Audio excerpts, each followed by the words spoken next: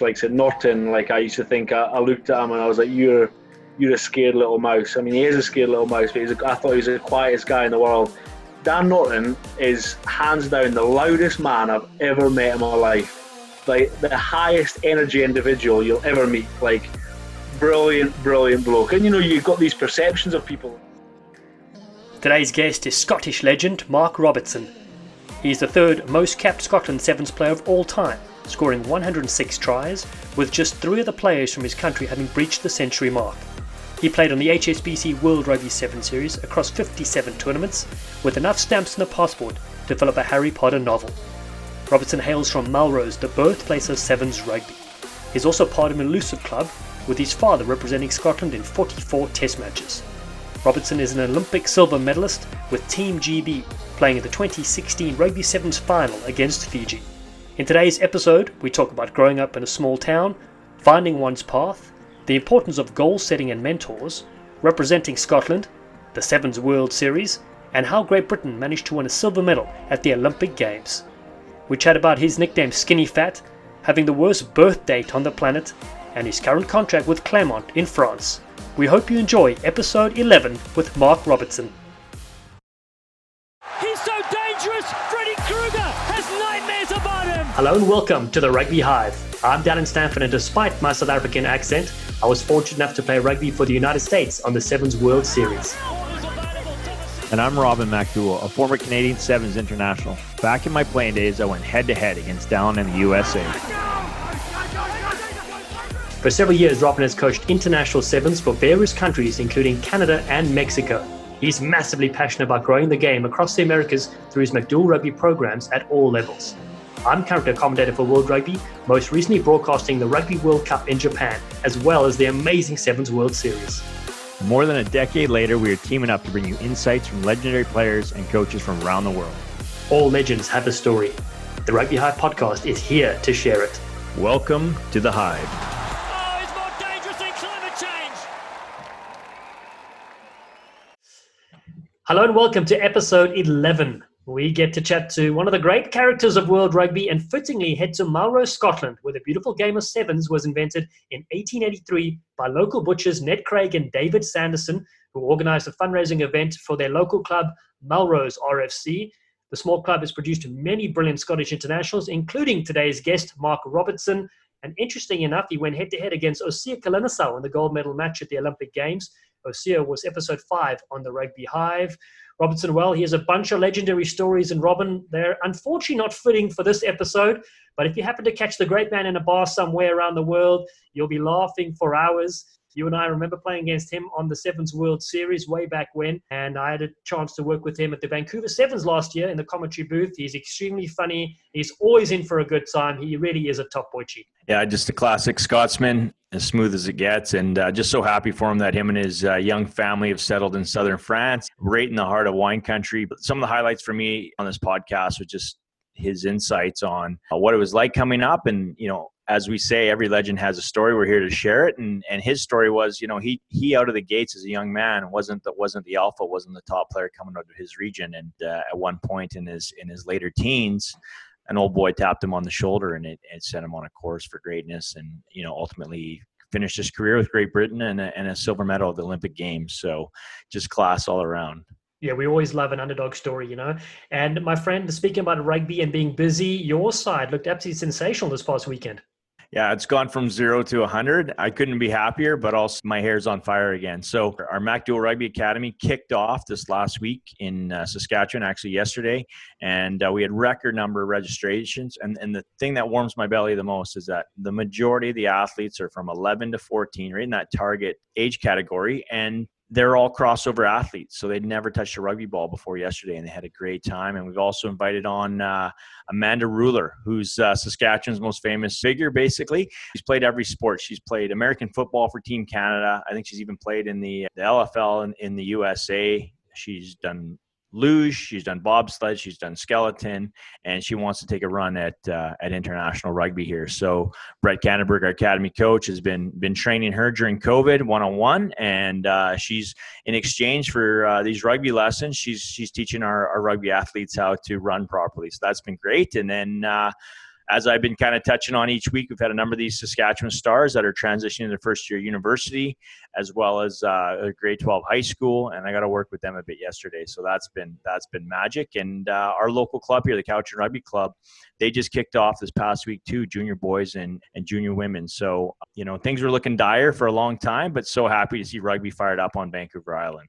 I'm so happy as well to see you get going that side and get outside and help the next generational players. Then also off the field, though, you took to the high seas with Big John Tate. Yeah, John's been itching to fill his freezer with salmon. Although we didn't fill him, he was playing salmon all day on Vancouver Island here, and it was a pretty smoky day. We have a lot of wildfires in California and Washington and southern Vancouver Island. So sending our prayers to all those out there to keep safe. But we were able to sneak out on the water and had a great day. And he had a couple big boys on the line that he got to play. So that was a lot of fun. And he ended up going home with 8-9 good-sized crab for his wife Tiffany's birthday. So happy birthday to Tiffany Tate out there. But we had a great day. What did you guys get up to? Oh, that's special times, my friend, indeed. And just touching on those fires, as you mentioned as well, yeah, definitely our thoughts go down to folks in California and Oregon and all over. Crazy fires and smoke that is disturbing people's, lungs and all that sort of stuff. You thought coronavirus was bad enough, and then this got added to it as well. So that's pretty crazy. But for us, we're lucky to this side. We got some different weather, a change of climate for us, fall conditions in Massachusetts. So we went out and got the pumpkins and stuff like that, and Verity was on fire about decorating the house and getting it looking ready. So, and then on the rugby news side of interest, our friends down under in Australia will be hosting the 2020 Rugby Championship. So that'll be interesting to see how they get on that side. And the Autumn Nations Cup taking place in the UK will feature the regular Six Nations sides. Plus, it'll be Fiji and Georgia taking part this November, December. So it's really exciting to see, particularly Fiji, the flair, the stepping, the shut the gates, the keep the change. That's all we come to love. And then personally, this week I had a chat to the rugby team at Wheaton College, just providing some advice for their players to manage their emotional state during this time and what they can work on during the pandemic on their own. I also had a chat with the broadcasting side of things with the Texas Rugby Union, providing insight to what a commentator goes through on a weekly basis. Obviously, Robin, that seems like a long, long time ago, and I don't know when we're going to get back to the commentary world in itself. But the big news, though, coming out of the news this week is the potential game changer in North America. It's either Rugby USA and Rugby Canada, or one, maybe USA, hosting the Rugby World Cup in 2027, 2031. Could be absolutely brilliant. Oh, I can't wait. I'm hoping and praying that we lock it in as far as North America goes. If Canada gets a piece of it, great. But even just the U.S., because obviously as I say every week, we're the neighbors to the north looking over the fence, and it's just everybody wins. Much like when the U.S. hosted the 2018 World Cup Sevens, so many people tuned in from Canada and were asking about it, and I connected with people that weren't even rugby people that flew down just to watch.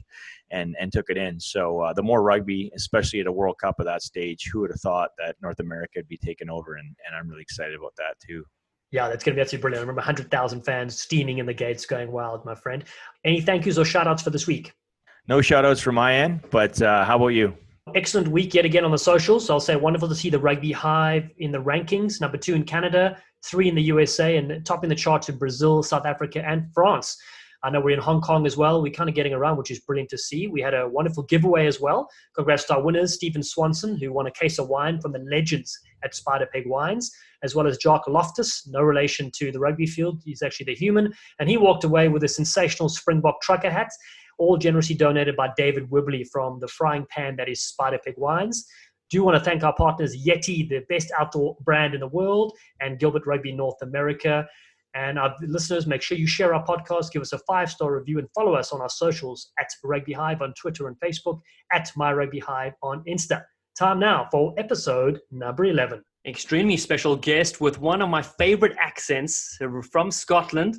Mark, thanks for joining us, pal. How are you keeping, my friend? Oh, very well. I'm enjoying the French culture, and as I showed you earlier, the Vin Rouge. No, I'm well. I'm over coaching in Clermont at the moment, which started in July last year, which has been a huge challenge with the language. As you can tell, I've got a very strong Scottish tongue, but it's been an awesome experience purely because it's been a huge challenge. I've learned a lot. Yeah. So Robin was asking earlier, how fluent are you in French? Definitely not fluent, but I have worked hard at it. I'll generally do 2 hours a day of French. You have to. I mean, to begin with, when I came over, I didn't speak a word of French, but the problem was, when I arrived, I did an introductory speech, and I wrote out 3 paragraphs and got a fluent French speaker to obviously make sure it made sense. And I memorized that word for word, and obviously did this talk right at the start, 3 paragraphs for 6, 7. Everybody's like, this guy speaks French already. And then afterwards they were speaking to me, and I was like, pardon? Spoke not a word. I didn't even understand what I was saying. I felt like Will Ferrell in Old School. It just happened, and you woke up. That's brilliant. Absolutely brilliant. And it's tricky for you too, because English is your second language as well, right? No, it's but I'm loving learning it, because it's a beautiful language. It is a really nice language to learn, and I've got a couple of really good teachers as well. So, and you're constantly forced to try and coach in it, and obviously it helps because the players are rinse you all the time. They just constantly take the mick, which is part and parcel of rugby, isn't it? So you learn quick that way. Oh, it's a beautiful culture indeed, So, pal, tell me, your birthday is December 31st, right? So that just intrigued me, because I know what an outgoing animal you are. So normally that warrants a big party. Does that mean that you have some of the craziest birthday stories from years gone by? Now, I love this question, because I read it beforehand. And the great thing is, Dallen, you've not done your research. It's the complete opposite, okay? Dallen, my birthday is the 30th of December, which is possibly the worst birthday you could possibly have. So, first of all, you've got Christmas. When you're a kid, you get all these presents, everybody spends their money, and then it gets to the 30th and nobody really wants to buy another present because everybody's skint, they've not been paid yet. Second of all, obviously everybody's getting excited about New Year, so you invite everybody to your party. Everybody's like, can you not just wait till tomorrow night and celebrate tomorrow? So in all honesty, the 30th is probably the worst birthday you could possibly have. So thanks for rubbing it in, mate. I'm so sorry, pal. So sorry. I'm going to go whoever made that Wikipedia page about you and just crap them out. Yeah. My birthday parties weren't great, but I've had a few good New Year's Eves as everybody has.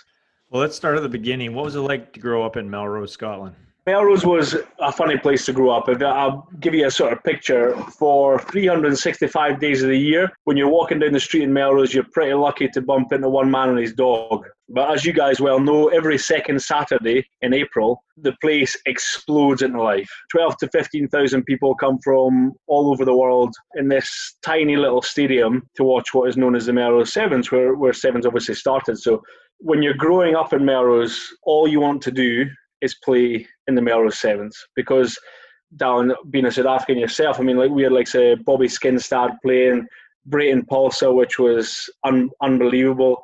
I played the final against Stellenbosch, and what was the guy's name that he wore the scrum cap?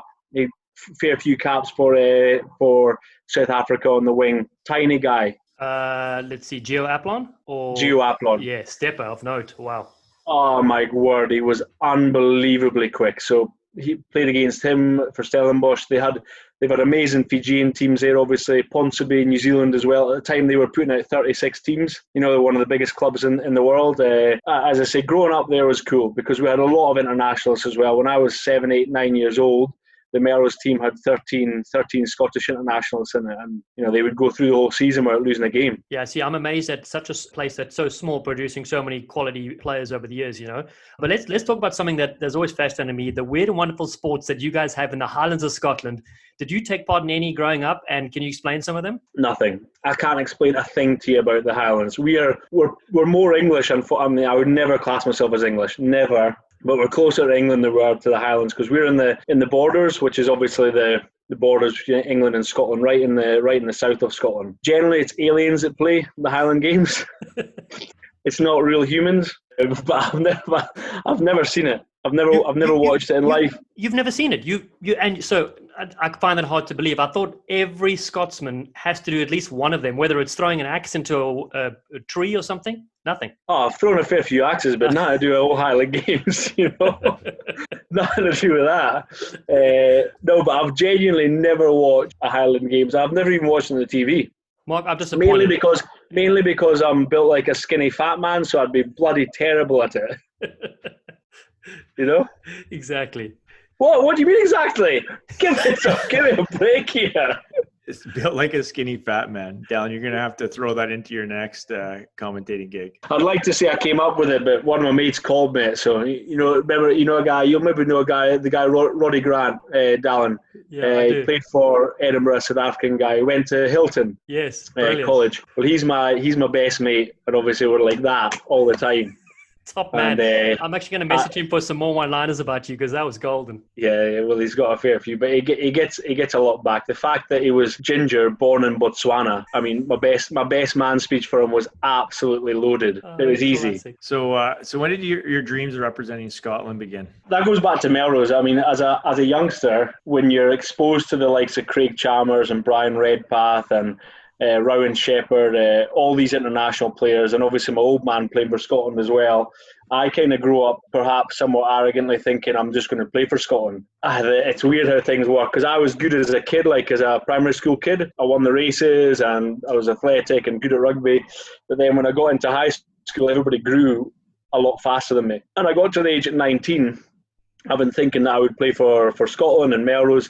And at the age of 19, rather than playing at the Melrose Sevens, I was standing on the touchlines, making an absolute disgrace of myself, in all honesty. I'm not going to tell you what I was doing, but at the time, I couldn't even get into the seconds team. Melrose only had 3 teams, and the thirds team, guys would probably be able to get in the team with 3 toes, 3 toes and 3 fingers. But I was in the thirds. But funnily enough, you have a little turning point in your life. So this is at 19, and there was a guy, Stuart Henderson, who was really respected at the club, and he pulled me aside and he said, "Mark, what are you doing playing in the seconds? Why are you standing on the touchlines getting pissed with your mates when you could be out playing on the main pitch? It's all you've ever wanted to do." He said, "Next year, make sure you're out there doing that." And it's funny how you have a little turning points because from there, I set myself a couple of physical challenges and targets over the course of 12 weeks in the off-season, and I saw huge progressions. The biggest goal I had was I wanted to play for the first in the first game of the season. First game of the season came along and I played for the firsts. From there, you know what it's like when you set yourself targets and goals, you just grow in confidence. And as the season went, I got better and better and better, and then finally, the sevens came round again at the age of 20.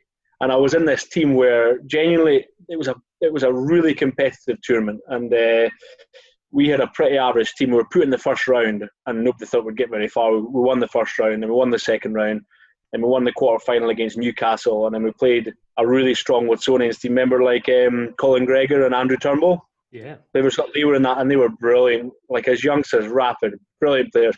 And we beat them, and then finally we got to the final against the Stellenbosch team, and this Stellenbosch team had 7 wingers in their starting 7. We were 24-0 up at half time, 24-0 up. Second half kicks off. I'd scored 2 tries in the first half. Second half kicks off, and we're on their line.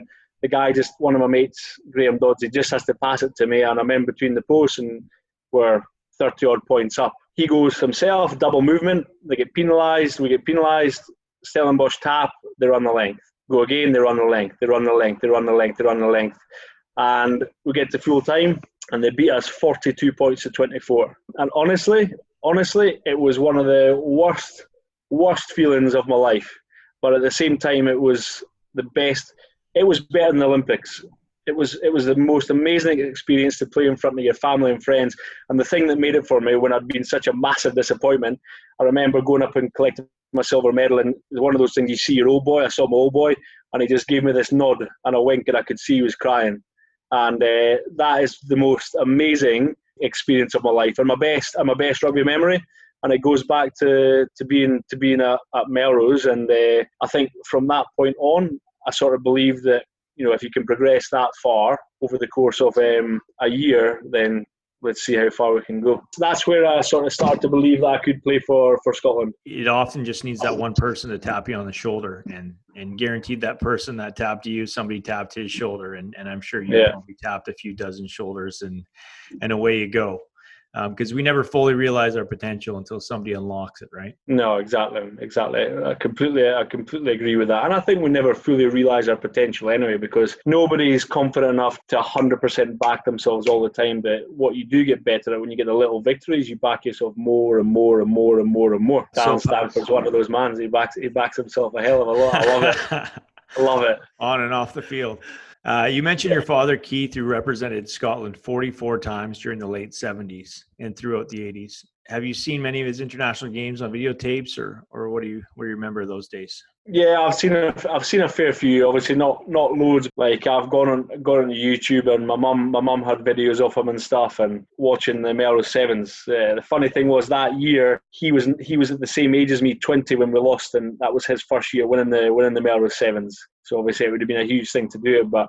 I mean, like remember watching him play against Campese. Campese scoring in the corner in the final play of the game. My old man was 34. His last year at the Sevens, and he was a better player than me. He was like he just made stuff happen. He was He was 11.5 stone back then. We talk about rugby being smaller, but his first international cap was against a 16 stone Kiwi winger. You know, that's a big unit back then against 11.5 stone. My old man used to put weights into his pockets to make him up to 12.5 stone for the programme. But he was just a whippet, but similar to me, not straight line, crazy rapid, but he had a lot of balance, a lot of movement. His vision was very good, and good skills. So it was good to watch him, but it was hard shoes to fill. Oh, well, but that's the tricky part, right? Growing up in any family where, you know, you have somebody like that to look up to. But let's go into your 15s career, right? So your first professional club was with Edinburgh Rugby, and what memories come to mind? Well, I started at the Borders, so I was at uni still. I was doing my undergrad degree at the Borders, and then they said, do you fancy coming? And at the time they were like, I was a student, as you can imagine. Wednesdays were big. You know, Wednesdays were big and Saturdays were big, sometimes Thursdays. And they said, would you like to come on a academy contract? And I was like, well, yeah, maybe, yeah. And then they said, oh, and it's not all about money, but I would have went anyways. But then they were like, oh, we'll give you 12 grand a year. And at the time I was getting like a loan as well, a student loan, which took me up to 18. Then I got a wee bursary, which took me to 20. So as a student, I was absolutely rolling in it. But I ended up playing the first 12 games of the season in front of the obviously senior wingers. And then from there, I got offered a professional contract from Edinburgh. And Edinburgh was a mixed one. My first year, I wasn't fit because I'd torn my groin in Murrayfield, and I never got fit. I got fit for the last game, played the last game. Then I had 2 really good years with them where I played most weeks, week in, week out, and obviously was on the fringes of the Scotland squad and stuff, and fair few A-caps. And then in my 4th year, I did my groin again, and then I was forced. I had 2.5 years out, so I didn't play for 2.5 years then. I obviously it was my Achilles heel, my adductor and my psoas, the deep hip flexors. So I actually came over to America and went to St. Vincent Sports Performance and spent some time there. And that's where I got into the S&C side of things, actually, because I went there during the NFL and NBA lockout. So a lot of their athletes were there and got to shadow what they were doing and really enjoyed it. But I eventually got my groin back to a stage where it could play. But by that point, I'd made the decision to go to sevens. 15s was tough to get into. And my next opportunity to go to 15s was in 2015, the year before the Olympics. I was offered by Glasgow. And at that stage, I had one thing in mind. And I wanted to play in the Olympics, you know, because you want to do something that nobody's really done before. I knew my career was coming to an end, so I thought I'm going to go for that. And we'll get into that in a bit, because you're right, that's something that every athlete wants to do, and it's kind of different, obviously, with your setup with Great Britain, right? Other countries, if you're playing on the Sevens World Series and you're good enough, that's your team that'll play, right? So we'll get to that in a second, But let's go back to your 15s. I'm sure there were a couple of weekends you guys went and traveled and played in away sides. Were there any stories, any one particular story that stands out that you are able to share with us? The stories are a tough one because you're always going to land people in it, aren't you? And I wouldn't do that. Well, we've had some head-to-heads. So some guys that either coached each other or played together, and that way they can just expose each other live. One of the best ones I had was obviously it helps, but the first time we won Twickenham in 2016, we all went into this bar, and the Welsh were there and the Australians were there, and it was just blokes, and there was no music there, and it was like old school rugby that the Scots would sing a song, then the Welsh would sing a song, then the Aussies would sing a song, and the honey badger was there. And to be fair to him, he was absolutely brilliant. He was brilliant energy. He sang a bundle of songs, but that was probably one of my favourite memories. So let's switch back to sevens here. When was your debut on the World Series, and can you describe your first weekend? My debut was in Wellington. That was in Wellington. You guys would know it was off the charts. They had the parade on the Thursday, thousands of people on the streets. And then at the actual stadium, 36,000 people. They sold it out in an hour or so. We played 2000 and I think it was 2006. My first tournament in Wellington. But back then, it was very much the best 7 played in the first 2 games. because the first 2 games were against the stronger teams, and then the third team was usually a weaker team. It was almost a given back then, like say Kenya and stuff were almost a given, and we played Niue, so my first cap was against Niue. I don't know what I was thinking, because when it came to kicking, I did have kind of 2 left feet, but my first try against Niue with a little left-footed grubber down the side, and picked it up and scored. But it was a funny one back then. I didn't, when you're a youngster back then, there was a lot of hierarchy in your squads, and I'd got to be honest, I didn't enjoy it that much, because you weren't made to feel really comfortable and free to say and do what you want. You had to kind of earn it, which I agree to a point, but like that was where me and Whitey were completely different, because of the experience I had when the youngsters came into the squad. I tried to make them feel as confident as they possibly could, because then they're confident on the pitch, they know that you're backing them, and they can rinse you and they can have fun as long as they know that you're holding them accountable on the pitch. As long as they do what they said they were going to do and what you bought into, then you want the youngsters to have an awesome time when you're away on tour. And I certainly didn't have that to begin with. I mean, they're good guys, but I just didn't, a bit in your shell, a bit shy. Whereas as the years went on, I loved it. Was that the year that they went to overtime against us? You guys broke our hearts. I honestly can't remember. It was the only thing I can remember was Fiji beating South Africa in extra time, and Willie Ryder in extra time dancing before he put the ball down, and then putting an extra step to rinse another player and then get under the posts. I mean, I remember thinking this is a completely different level. I mean, I remember thinking, how could we ever play in a final? Because the speed of it and the intensity, it was just incredible. And obviously the fireworks, I'll never ever forget that, the intensity of that game. But I can only remember the Niue match. I couldn't even tell you who else who played. Mark, you bring up Wellington. That actually, for me, a year later was my debut. And you're right, packed crowds, people going wild. They were more interested in the party, it seemed. And when New Zealand played, they would fill it out. But the people were going absolutely wild, which is disappointing these days to see that it's moved from there and not as crazy. But you talk about William Ryder. So quick point, would he rank one of your top 3 most elusive players you've played against, sevens-wise? He was magic to watch. But I think had we played against him with the squad that we had in our last year or two, you'd target him. He was, unfortunately, he wasn't strong there. And I remember the best sevens player I've ever seen in terms of when I was playing is Matthew Tate. For me, he was an incredible player. I remember them playing Fiji, and whether it was a final or whatever, but Willie Ryder made a break and he was going for the corner, and I remember Matthew Tate chasing him down. He caught him 5 meters out, he picked him up and threw him into touch. And then he threw the ball back into himself and he ran 95 metres and scored. But he was the all-round player because he was hungry. He had great skills, but he was also rapid, but he could repeat it. Him and the little blonde-haired South African scrum half, I think Basson or something. Yes, Stefan Basson. Yeah, he was a completely different level. He was rapid, but he was also just such a competitor. Yeah. An incredible competitor. You're like traditional 9, but I think he had everything. Those two would be not necessarily the most elusive, but up there with if I could pick people in my team, like he was a similar to George Horn. Yes, exactly. Yeah, just a winner. Irritating like an ingrown hair, Stefan Basson. I remember him. Falsa, listen, you're 3rd place for the most tournaments by a Scottish sevens player alongside Andrew Turnbull with 57 events. So despite the injuries you picked up, you lasted a tremendous amount of time on the series. If you had to pick one tournament, and I think I know exactly which one you're going to pick, which one would be the most favourite of yours? And give us a little backstory. Hong Kong for me. I remember running out the first time, and I was still injured. Like I wasn't anywhere near the top of my game, but I remember running out, and it had been a dream to play there. And when I first got injured, when I was 25 and I finished with the 15s, I thought I'd never have a chance, and I turned it down as well. I turned down when the Commonwealth Games were there, or some, I can't remember, there was something there that I turned down, and I was gutted.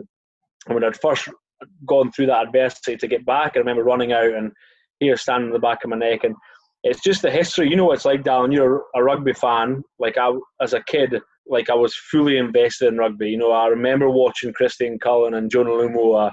My old man in the olden time, he got beat in the final at Hong Kong Sevens when it was like before it was that full international tournament and stuff. They went in the Scottish borders, and there's just so much history that it's hard to even explain the smell of the place. When you run out, the smell, and humidity and the stands, the picture behind it. It's so iconic. And unfortunately, I think that had a negative effect on our performances there, because I actually think that we became at times too emotional about it, and we missed out on quarterfinals a few times, having played brilliant games, but on the last few we missed out on quarterfinals because of silly decisions that were made due to a lack of clarity, and that can only come down to emotion.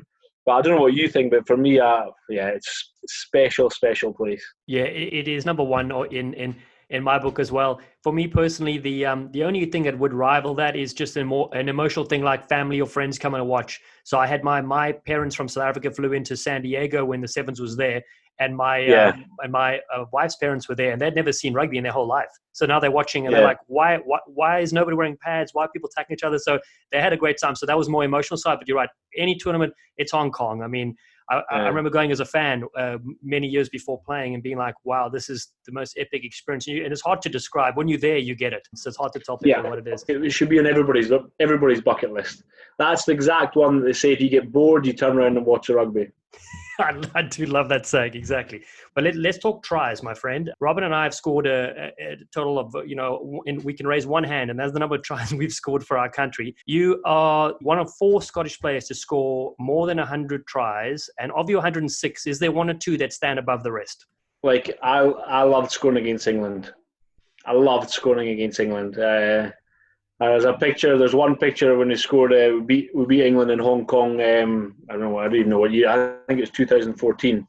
And there's a picture of me with a massive smile on my face as I'm running in to score. And another one, we beat them in the semi-final, and there's a fair bit of history behind that. The semi-final in Paris in my second last tournament. Got a pass from Whitey behind me, unfortunately, Whitey, but it was effective. And I kicked the ball through Grubber with the left foot again and won the race to it. And there are little things like that you just get that little like rush of energy and emotion. But the only difference is, I think, as you get older, you can afford yourself to have that, because then when the ball's back in play, you've brought yourself back down and you're clear again. Rarely do you get the chance to really enjoy stuff when you're playing, because especially as you get older, you're so focused on your next job and actually trying to be as clear as possible and not get emotional. A lot of the tries for me are just like a blur. I mean, there was one against Fiji where we hammered them in you say at home in Murrayfield. A try there that I really enjoyed, because my best mate Roddy gave me the pass to score it. I don't know. I love scoring tries, but there weren't ones that really stood out for me. But I do love how you said against England. So that I know what you're saying. There's a rivalry. You live on the borders. It's epic, man. Brilliant. I love playing, and like we obviously in the last 2 or 3 years. I mean, they were ranked above us, but I think we beat them probably 75% of the time. They really struggled against us. But maybe that was because we would raise our game to play against them, which some people could see as a negative and some people could see as a positive. But they just kind of stayed at the same sort of level. I don't think they were that bored about playing against us. We were just trying the other team. Whereas for us, obviously, we're like, we're going to kill you.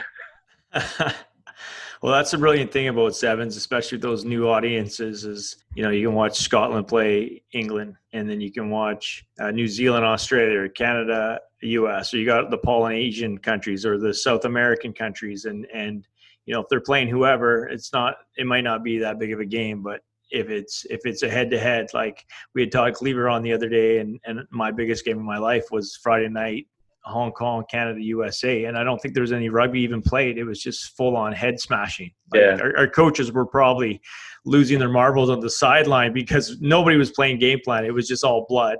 But that's the best part about it for the athletes as well as the people in the crowd. So let's go off the field with Sevens. What was one of your worst mates for roommates on tour?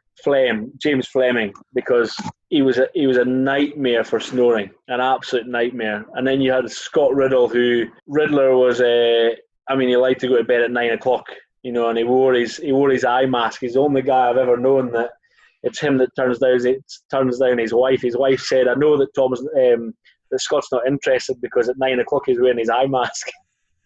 But like, I had to come home he loved this. I honestly had this special eye mask, and he'd done a couple of pranks on me, like horrible man that's got a hairy back, and I like my room to be clean, and he shaved his back hair and left it in my bath, so I was raging. So anyway, I had to fly all the way to Vancouver, spend the night in Vancouver, and then fly home. Got into Riddler's room, and I got my little scalpel, and I cut his eye mask until there was one thread left, and I took great joy because his roommate was like, Riddler got into bed, he was ready to go, he was really excited with his eye mask, and he went to put it on, it just stretched too far, snapped, and he said he was absolutely gutted, and he couldn't sleep. He had OCD, he could not sleep. And the nice thing is, obviously, he couldn't get me back, but he'd shaved his back hair 3 months earlier, but I don't forget these sort of things, and I was always going to get him back. Oh, that is one of the best stories you ever heard, and I definitely won't do anything to get you in the future. So moving on to the Olympic Games, super epic, obviously, for you to be a part of that with Great Britain and coming out with a silver. What was it like trialing and the whole selection process, and then ultimately representing Great Britain? The trial was awesome. You know, I mean, it was really, really tough. It was brutal, but it was like your first day at school. You know, you went in and there's all these boys, mainly English. I love the Welsh, but mainly English. Like said Norton, like I used to think. I looked at him and I was like, you're a scared little mouse. I mean, he is a scared little mouse, but I thought he was the quietest guy in the world. Dan Norton is hands down the loudest man I've ever met in my life. Like the highest energy individual you'll ever meet. Like brilliant bloke. And you know, you've got these perceptions of people like Rodwell. I was like, and I can say this now because they're good friends. I was like, you're beforehand. I was like arrogant bugger and all this stuff. And the most down to earth, gentle giant, kind of goofy, but like just a great bloke. And Dan Bibby as well. Like you obviously have these perceptions of the English because their English was terrible. That's when you're younger. But we ended up becoming, a lot of us, really, really close. You know, everybody just got on so well. But Simon Amor is a really, really intelligent coach. You know, there were so many perceived negatives from the outside, given the fact that we hadn't played together. They said we hadn't had the talent that other teams had, the firepower. We were having to play competition, so we'd be fatigued. And his ability to put all those into positives in terms of, they haven't. I remember he put all of them on the screen. So he wrote, look at all these headlines, negatives. And the first thing he did the first one was he'd not had any time together. He'd never played together. And he was like, well, we're the only team going into the tournament who nobody can prepare for because nobody's seen us play before. So that was the first one. The second one was you've got no firepower. The next thing he did was he obviously played a highlights reel of everybody that was involved. That was in the first day. So everybody got confidence in their teammates because he showed the strengths that they were bringing, whether it was a Riddler and a Phil Burgess winning ball at the breakdown or not scoring tries or whatever it might be. So Dan, and the last point was obviously these boys are going to be absolutely broken by the time they get to the Olympics. And he was like, you know, the opposite of that, we're going to be game hardened. All these guys are going to have been like wrapped up in cotton wool and not hardened to what they're going to experience. And what happened, we didn't get one guy injured during the tournament. I mean, New Zealand lost most of their key players. We got one guy injured before the tournament, which was absolutely brutal. He was meant to start. He didn't even get to come down in the village. But his ability to make sure everybody had an understanding of how the opportunity that we had, all the perceived negatives as well when you're in the village, know about them, be prepared for them, and make sure we make the most out of it and make it one of our strengths. Also, how you wanted to find out, because we had to play 4 tournaments. We're split into 2 different teams because there were 36 or 40 of us at times, split into 2 different teams, and we always played against each other, obviously, normally in the finals of the European tournaments. But then before the last tournament, we had to find out on the Tuesday night. He said, how is everybody going to react? We need to know, will you be willing to play if you find out that you're not going to be involved? And if you are going to be involved, are you going to be worried about playing because you don't want to get injured? Because we need to prepare for this, because there's only 12 places. There's going to be a lot of disappointed people. We have to raise this beforehand. So we went into groups and obviously talked about it. And these things that sound like simple things, but they're so valuable, because then you've all had the opportunity to speak up and discuss it and raise your concerns. And we ended up going in an alphabetical order, when we found out that we were going to be selected, and you went in one door, and so that you didn't have to see anybody, you went out the next door, and then you obviously didn't train afterwards. You didn't have to see anybody afterwards, and then we came together the next day for some fun, like, games on the pitch.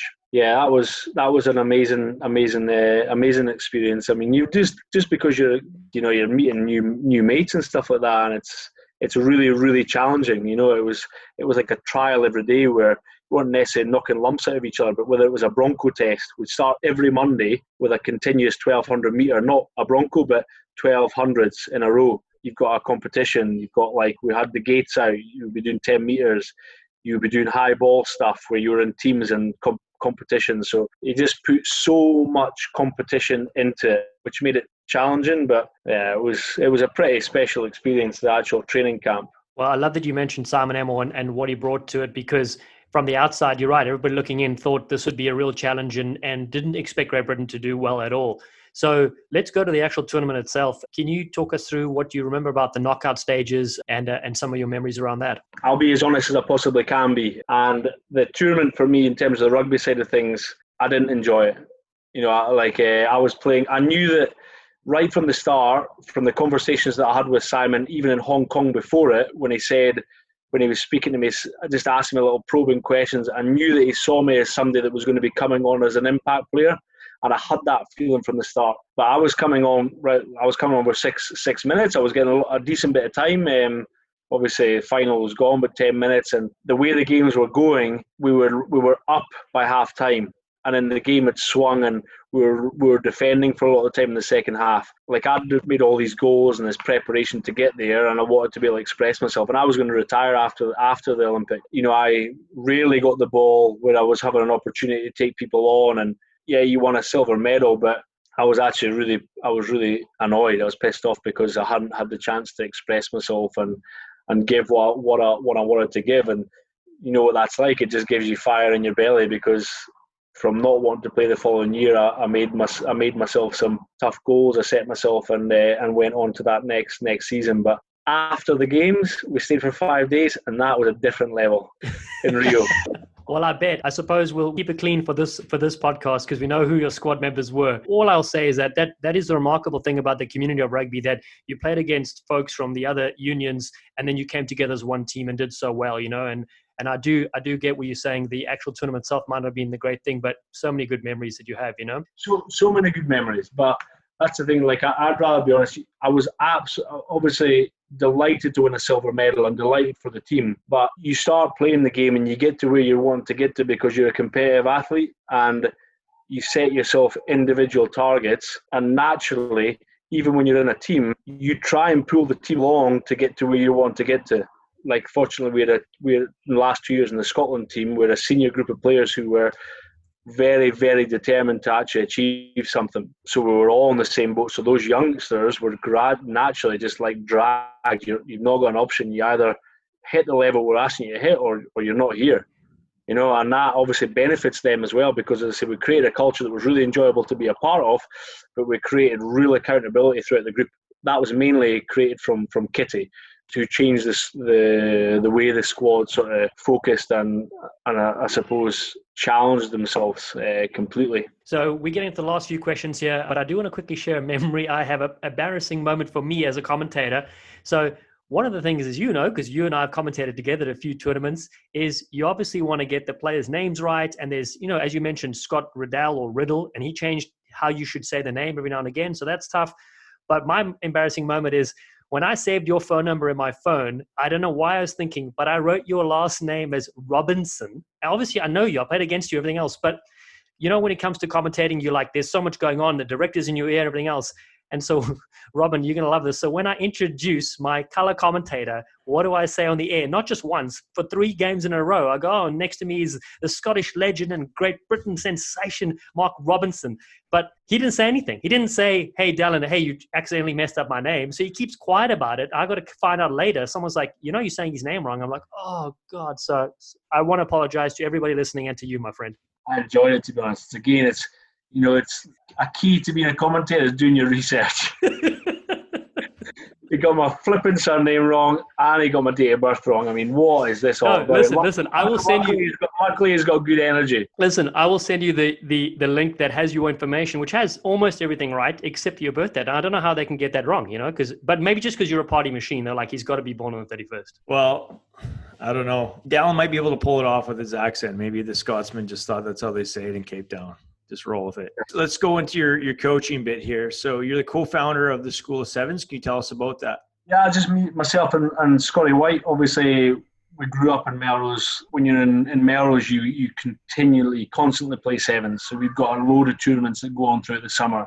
And obviously with the Melrose Sevens, and then we'd both gone on to play for Scotland. And we just thought we'd set up a business and try and give back to a fair few kids. And it's been great. We just run them. We run them in the summers. We've done a few coach workshops. We've been asked to try and develop it, but you know what it's like. It's White is busy at work, and I'm busy as well. So we've kind of kept it to the point where we'll do three 3D camps every year in the summer, and it's been good fun. We just get different coaches down, different international players, try and get as many PE teachers in as well, and yeah, it's just good fun. That's a great initiative, and it's it gives those athletes where you're from something to look forward to as well. And how did you land your gig in France, and what was it like there before the lockdown? So I was doing the assistant or the backs S&C for the Scottish 15s team for the 2 years when I finished, which was obviously a crazy gig to get when you just finished playing. But I was supposed to take over the Scotland Sevens in strength and conditioning manager, and fortunately, I ended up not being put into that role. I think it was a blessing in disguise.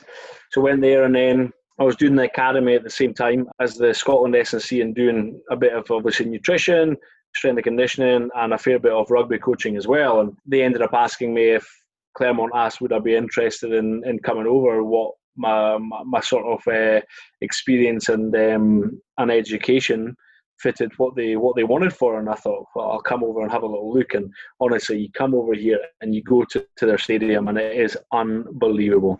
Like, obviously, their training centre's amazing, but it's a place as a player you would just love to have played, because they get 18,000 people week in, week out. The bands that are playing, the noise, it's multicultural because Michelin, the tyre company, that's where it was really founded, the club. It was founded through Michelin for their employees to be doing as much sport as possible. As a town, it's nice. It's perceived as quite an industrial town, but loads of mountains round about.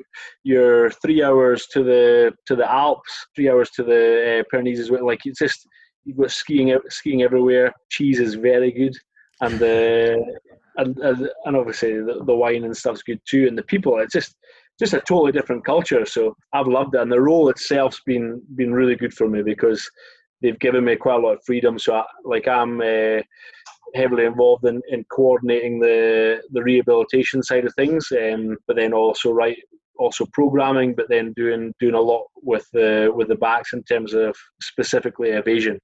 So evasion, and I'll do handling warm-ups and stuff. So it's almost been a perfect fit for the kind of things that I wanted to do. Oh, that's awesome. And just for the listeners out there, I've never heard Canada's a bilingual country. I speak fluent French, and for all those bilingual Canadians out there, you got to give us a line or two en français. What would I say? So, j'ai fait le préparateur physique pour Clermont-Lévin. J'adore la ville, j'adore les personnes ici, la nourriture. Très bon aussi. J'ai mangé beaucoup pendant ma reste ici. C'est bon. Perfect. You nailed it.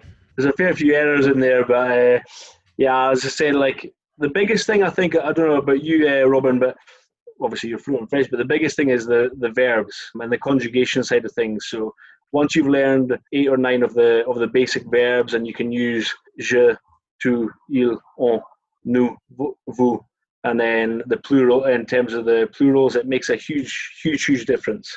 But I've loved learning the language, and I hope that after 2 years, I'm very confident in terms of my understanding, and also just to be able to hold a conversation. Well, that's a good basis for you. And, one thing I found, I spent a year in France and a year in Italy, and I didn't speak Italian. And what I found is if you're willing to try and you're putting in the work like you are, just like an athlete, when you're putting in the work, that goes a long way. And you got to immerse yourself in the culture. And from my time working with Mexico for 5-6 years, I wasn't very fluent in Spanish, but just, we gain way more from those experiences than they even do. And then for you, you're raising a young family there too. How is that for your wife and your kids? Yeah, it's been great for the girls. Great I've got 2 girls, and the next door neighbours, they're constantly shouting back and forth, and especially the youngest one, she's like me. She'll just speak. She'll just chat. So I have to be able to speak because I love to speak.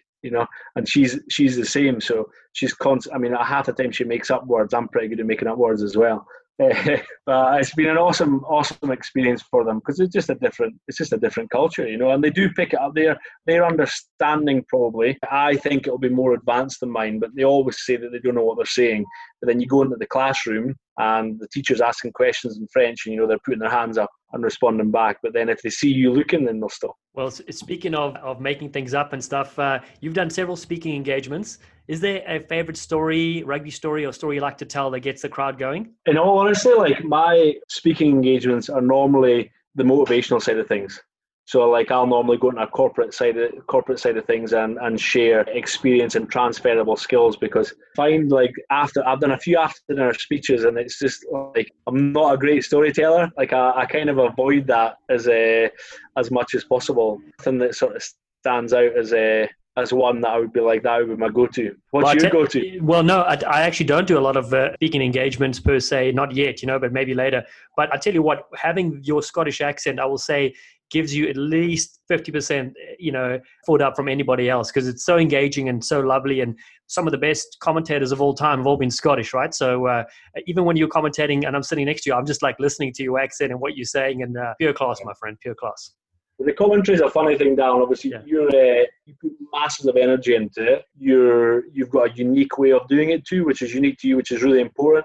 I think you need that time in the saddle to do it. I enjoyed it. I was meant to do Hong Kong again this year, so I was gutted I'd have done it with you. But it's a funny one. You have to have so much variation in terms of your one-liners, and that's the biggest challenge, is to not repeat yourself. It's easier for us because we can give little bits of insight, and you can plan. It's always changing, and you see the game you see the game different from most of the public. Without being derogatory, we've played the game for so much, we've trained so much, you see the game differently. So you can give bits of insight, but it's getting that balance, isn't it, between having the fun and the seriousness, and that's what you and the big Aussie do so well. Oh, thank you, my friend. I appreciate you. But no, seriously, it's such a pleasure speaking to you, Mark, and the skinny fat sensation, the Scottish and Great Britain legend. Just a real treat to have you on the Rugby Hive podcast. It's been an absolute pleasure to speak so well. No doubt, it's a nice balance the two of you have got there. Hey guys, and listen, thank you very much for the offer to have me on. I really enjoyed it. Thank you, pal. Be safe that side. Look after your family, and always great to see you, my friend. Beautiful ball over the top. Yes, Seppo! Thank you for listening, you sleek sensations. If you haven't already, please subscribe to Rugby Hive Podcast and catch us on all the socials at Rugby Hive. We appreciate your support. Be safe out there, and we'll see you soon. They've taken the lunch money from South Africa.